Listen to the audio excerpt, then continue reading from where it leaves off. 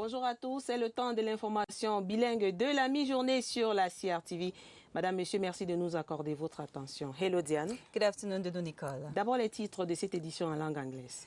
Leave no child with a disability behind in education. This is the theme for the We Ring the Bell 2021 campaign launched this morning by the Ministry of Social Affairs in collaboration with the Cameroon Baptist Convention. Our reporters in the field will be giving us updates in this newscast.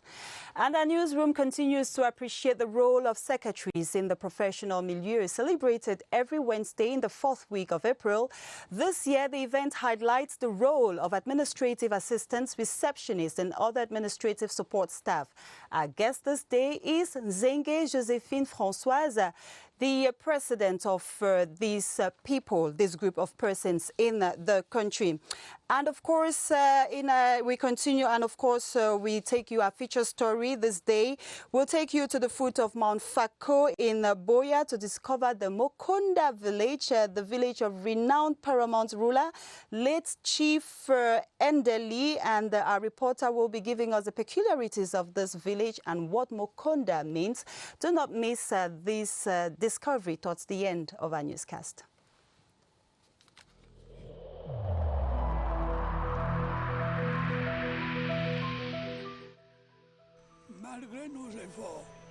Despite our efforts, COVID-19 plunged many families into mourning and seriously hampered the functioning of our economy and society.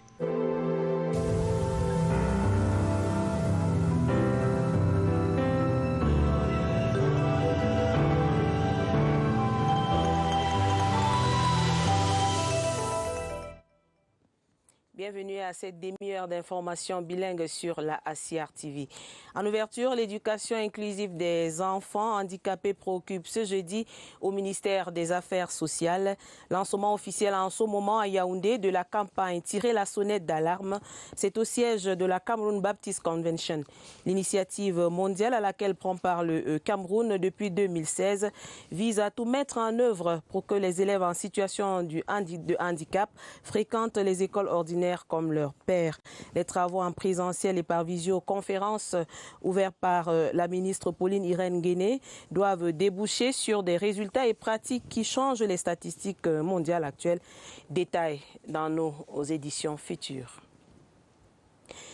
Protection contre le coronavirus au Cameroun, plein phare ce midi sur ces masques de rue qui foisonnent et sur la question du prix, source d'approvisionnement et fiabilité. Notre reporter Christelle Fouda a mené l'enquête ce matin à Yaoundé. Regardez. Plus d'un an après son apparition, la pandémie à Covid-19 continue de sévir. Le Cameroun, à l'instar des autres nations, subit le diktat de cette maladie qui a littéralement chamboulé le mode de vie des populations, désormais contraintes à vivre conformément aux mesures barrières. Au premier rang de celles-ci, le port obligatoire du masque, dont l'approvisionnement de masse se fait généralement dans la rue. Autrefois vendus à prix d'or, selon la qualité et la matière, les masques sont désormais accessibles à tous.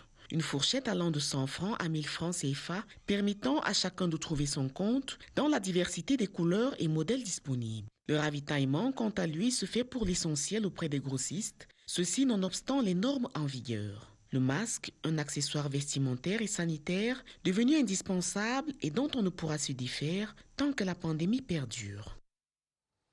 Thanks for watching the Midday Bilingual Newscast on the CRTV. A global campaign for the promotion of inclusive education dubbed We Ring the Bell is currently being launched in Yaoundé.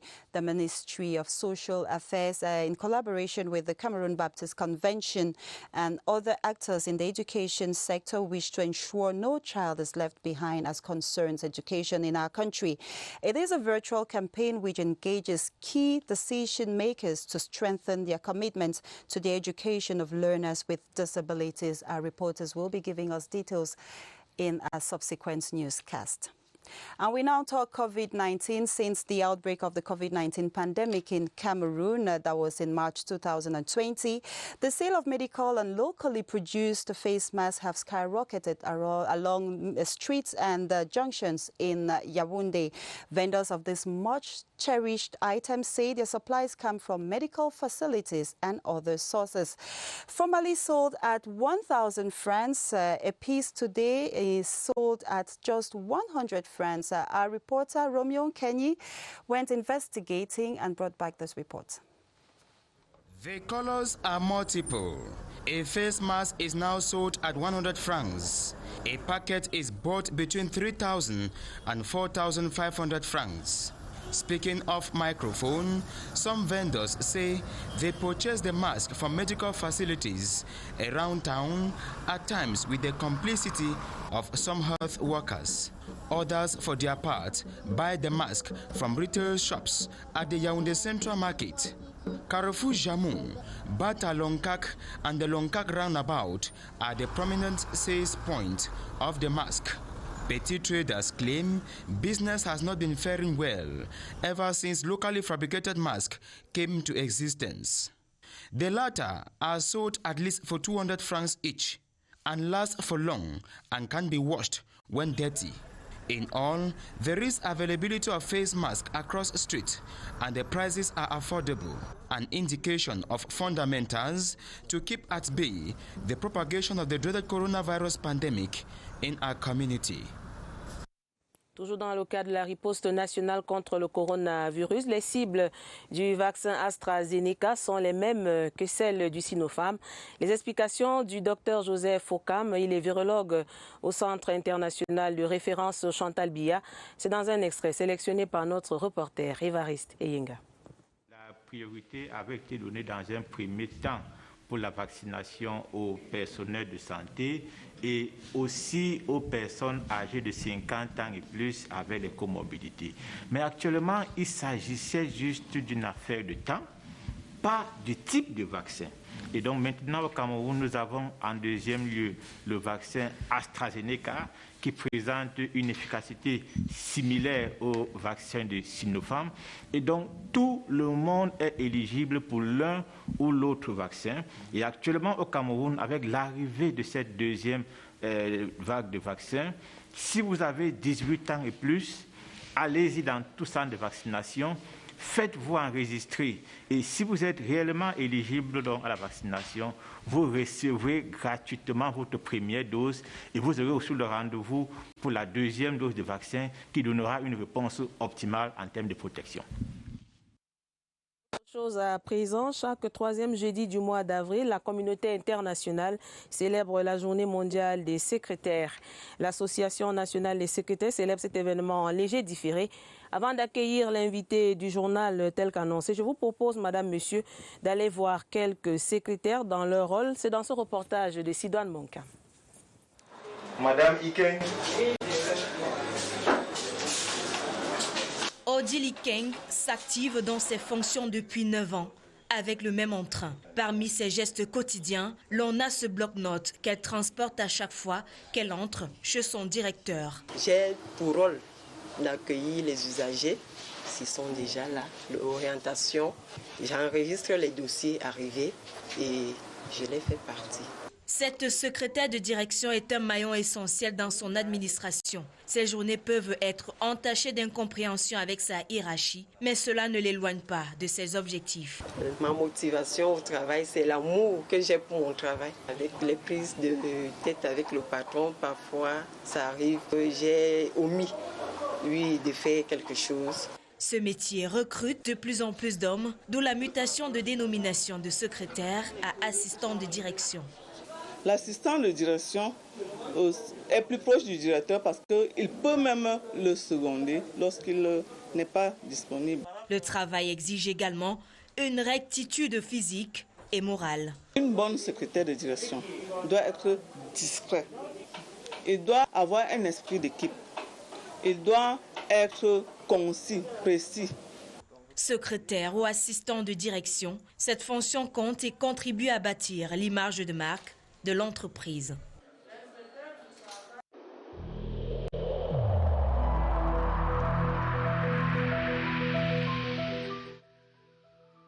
J'ai personnellement constaté que la plupart de nos concitoyens ne respectent plus les mesures de protection édictées par le gouvernement.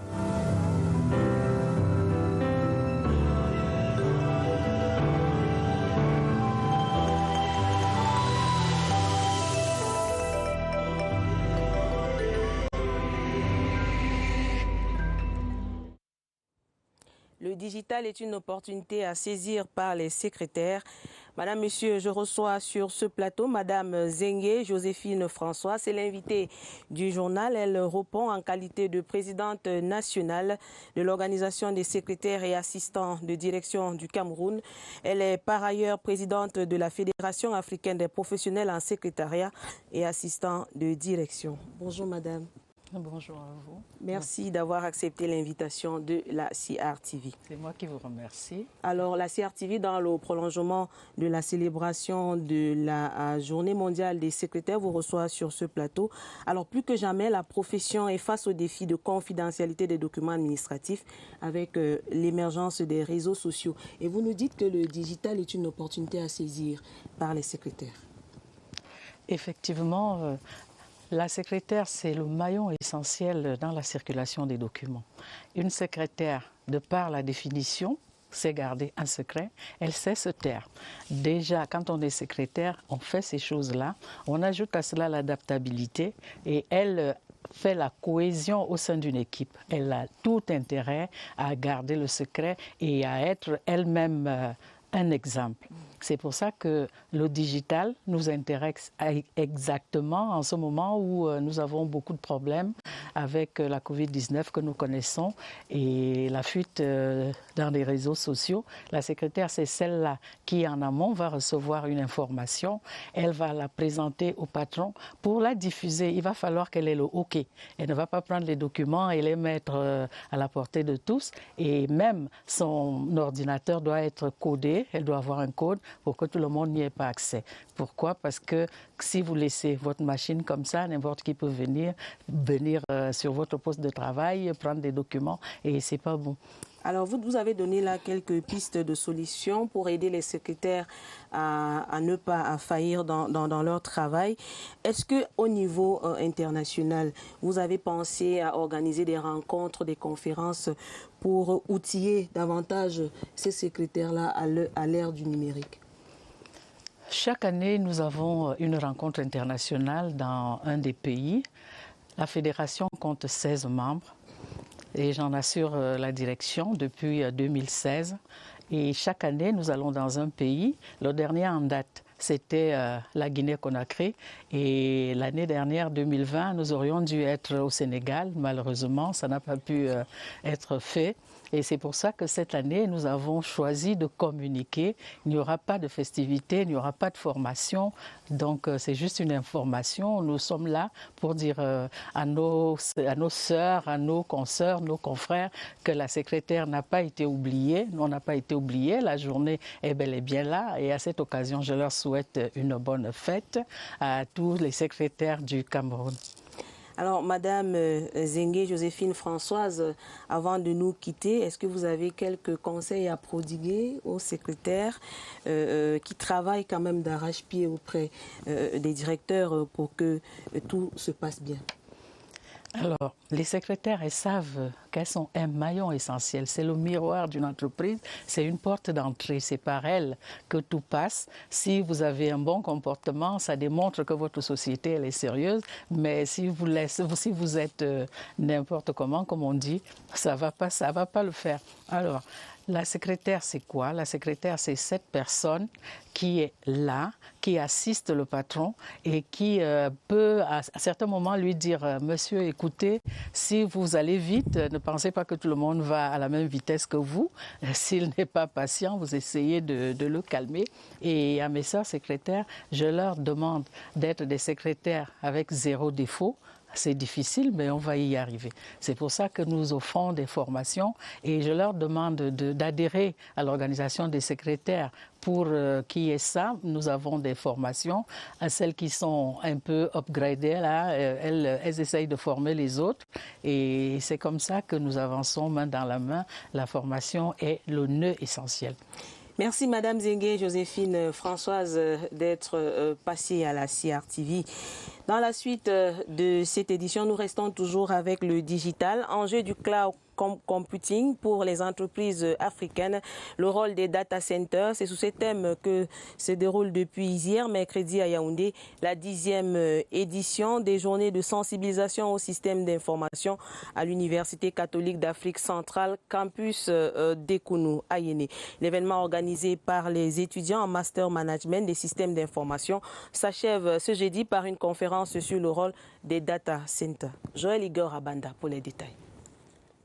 Pour cette première journée de la 10e édition des journées de sensibilisation au système d'information, le public de l'Université catholique d'Afrique centrale, campus d'Ekounou a droit à une foire digitale. Les entreprises spécialisées dans les systèmes d'information présentent ici leur savoir-faire. Pour cette 10e édition, nous avons entrepris à travers des webconférences de sensibiliser les entreprises, les PME et étudiants et passionnés des technologies de l'information. Pendant 2 jours, les étudiants de l'Université catholique d'Afrique centrale et ceux venus des autres universités du Cameroun seront en contact avec les spécialistes des systèmes d'information. Nous finirons demain avec une conférence qui portera sur les enjeux du cloud computing pour les entreprises africaines, à savoir le rôle des data centers. La 2e édition des journées de sensibilisation au système d'information qui s'achève ce 22 avril 2021 se déroule cette année dans le contexte de la pandémie de la Covid-19. Et pour toucher davantage leur cible, les étudiants en master management et système d'information de l'Université catholique d'Afrique centrale procèdent à une sensibilisation à distance.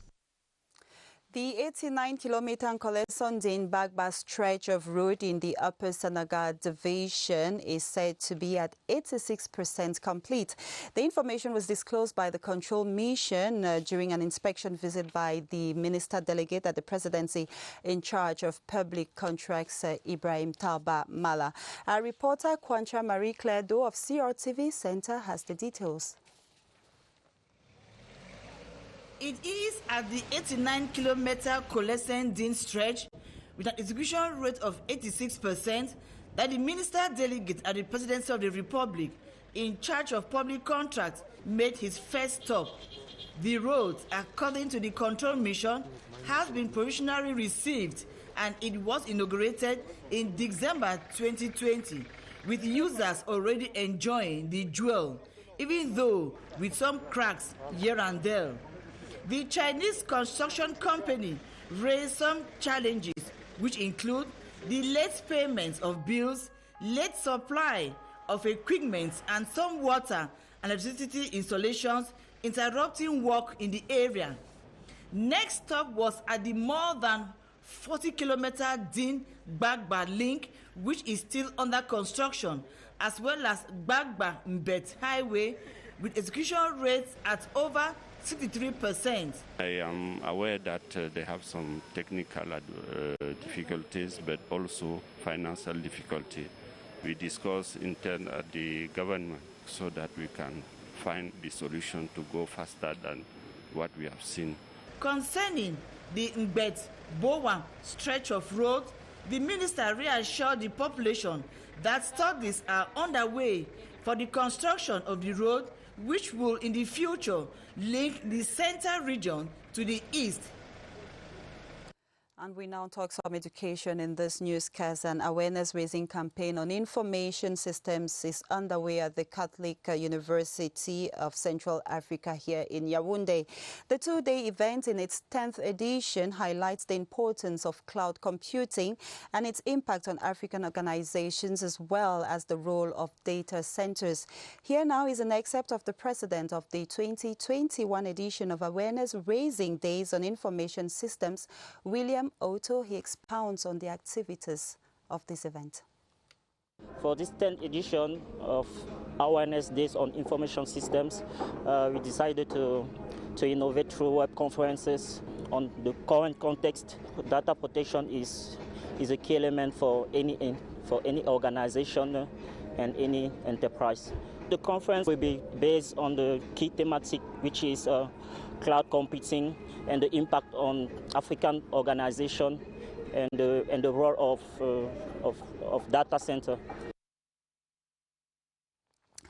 Cameroon prepares to host the 7th edition of the International Handicrafts Exhibition. Prior to the event, the Minister of Small and Medium-Sized Enterprises, Social Economy and Handicraft, Achille Basilican III, received in audience His Excellency Carrie Diouf, Senegalese ambassador to Cameroon. Discussions between the two personalities centered on preparations of the event and the mobilization of the Senegalese delegation.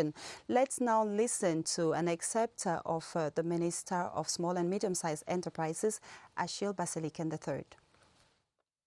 We had the opportunity with the ambassador today to review the possibilities offered to Senegal, the facilities, and also we anticipate the possibility of signing a memorandum of understanding with Senegal in the area of handicraft, but also to ensure that in the next coming weeks we organize a video conference with experts based in Senegal to look at the environment that surrounds the activity of startups. You know, Senegal is a bit ahead. They have put in place a law that governs startups in their country. Comme vous venez de le voir, le Sénégal sera pays invité d'honneur de la 7e édition du Salon international de l'artisanat de Yaoundé. L'organisation du CIARC était au centre d'un entretien hier entre le ministre des Petites et Moyennes Entreprises, Achille Basilican III, et l'ambassadeur du Sénégal au Cameroun, son Excellence Carrie Diouf. Au sortir de l'audience, le diplomate a livré les principales décisions prises lors du tête-à-tête. Il est au micro de notre reporter Étienne Pascal à Azeg. Depuis plus d'un an, nous étions en train de préparer ensemble le CIARC pour lequel le Sénégal est pays invité d'honneur.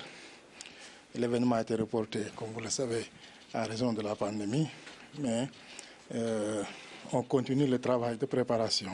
Nous avons échangé sur le niveau de préparation.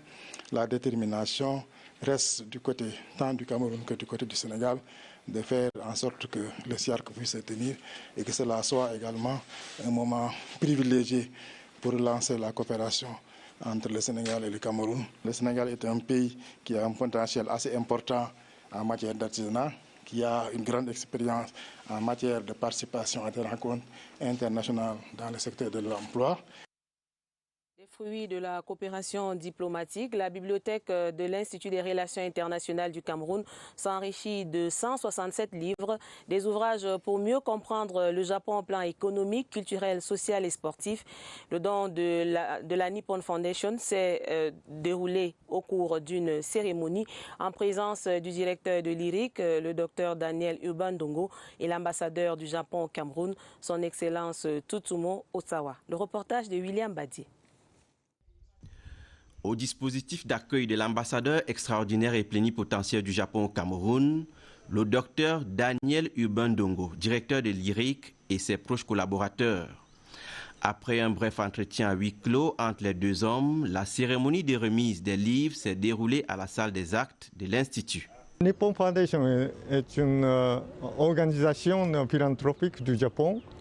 Depuis 2008, elle s'est lancé ce programme de don de livres.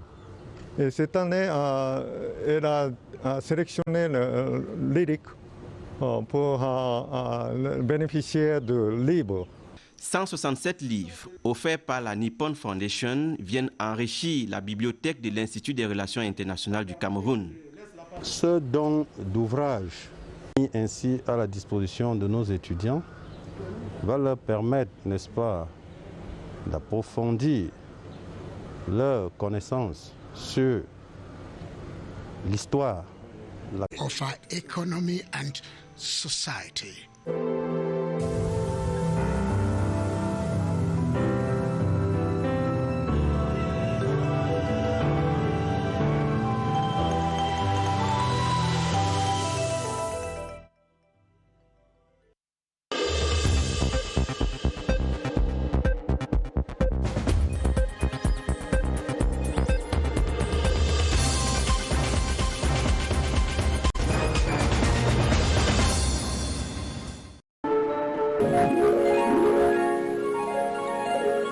TV News, ici, toute l'info.